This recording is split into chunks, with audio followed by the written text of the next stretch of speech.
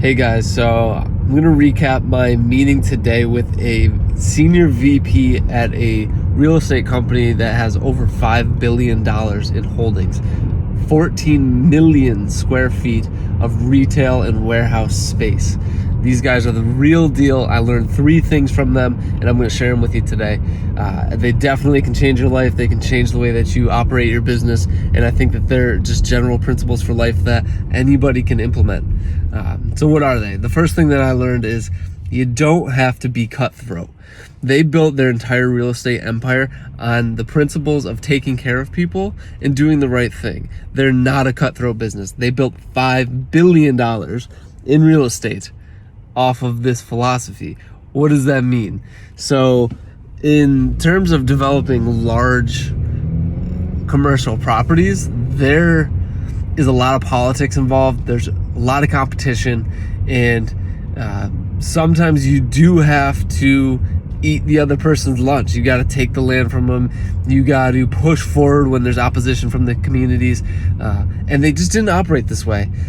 When push came to shove, they would donate more land back to the communities, comply with, say, leaving areas green and keeping nature intact, and really overall doing what's best for the area, for the community, to really grow the business, and it has worked for them.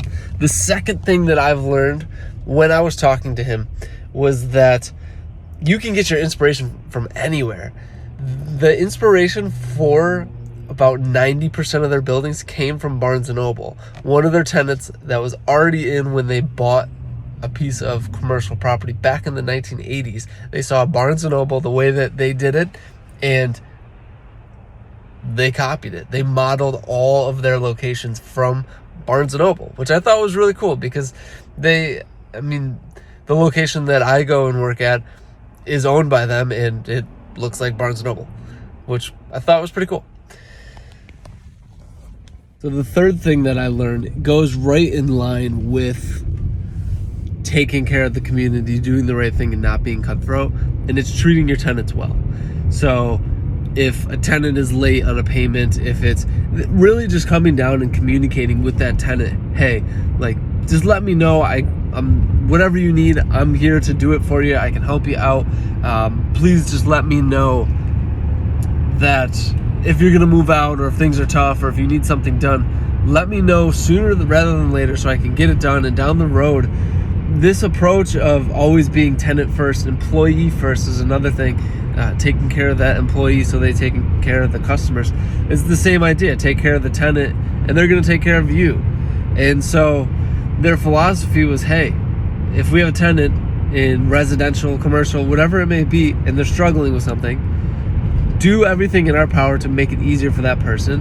And down the road, if you scratch their back, they're going to scratch yours. And to build a $5 billion company, you need all the help that you can get. All the help that you can get. And so enlisting that help from tenants, enlisting that help from the community, from politicians, is going to help you land bigger development deals. It's going to help you keep your tenants long term.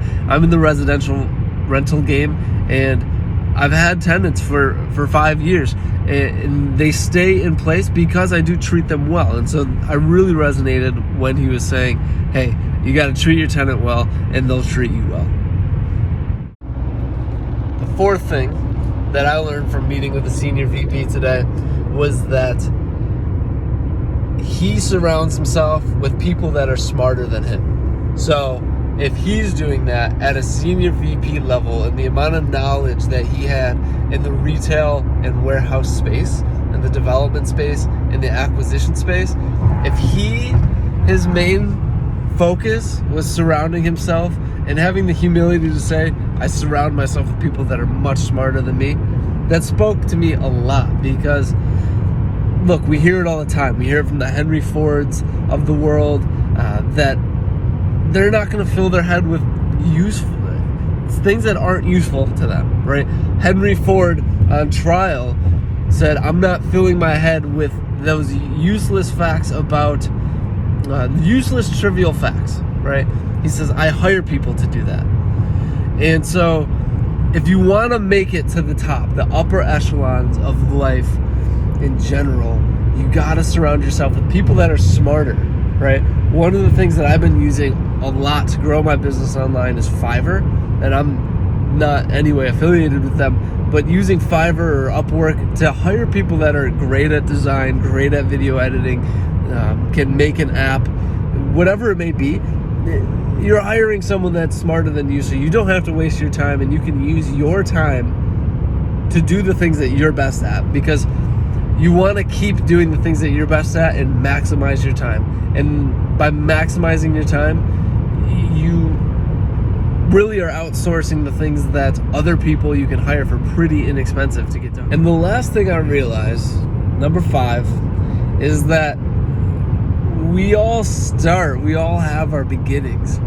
This guy's a senior VP of a $5 billion real estate portfolio. He's made his own large acquisitions. He's partnered on a lot of these deals. The guy's got cash and has made it to a very prestigious spot in his life. And he was telling me the story of when he first got started. He wanted to be a ski bum in Wyoming and was partying and was in a band, and basically the college was like, you gotta go, like, we don't want you here anymore. And so we all have our failures. We all have our setbacks. When I was first getting started in my life, I was lost. I mean, I was addicted to drugs. I was down and out. I had no direction. I didn't know what I wanted. I was overweight. I was out of shape. I was thousands of dollars in debt. I mean, my life, it was crazy. And with some focus, some spiritual guidance, getting my physical body right, getting my mind right, reading books, ingesting positivity, I mean, over time, I slowly developed and I slowly got more confident in myself, to the point where now I want to make a video in front of as many people as it will reach and help as many people as I can. And so if this has given you any value, if you've thought anything of this, please give me a like, subscribe, keep following my channel. I'm going to continue to put out information on my real estate journey, my physical fitness, my spiritual journey, any growth that I receive in these areas, anything that in my loving relationship, any wisdom that I can drop, or any experiences, anything that I've gone through, I'm going to put those out, and basically whatever you guys like, I'll keep putting that stuff out. So thanks again. Like, subscribe, leave me a comment, and have a nice day, man.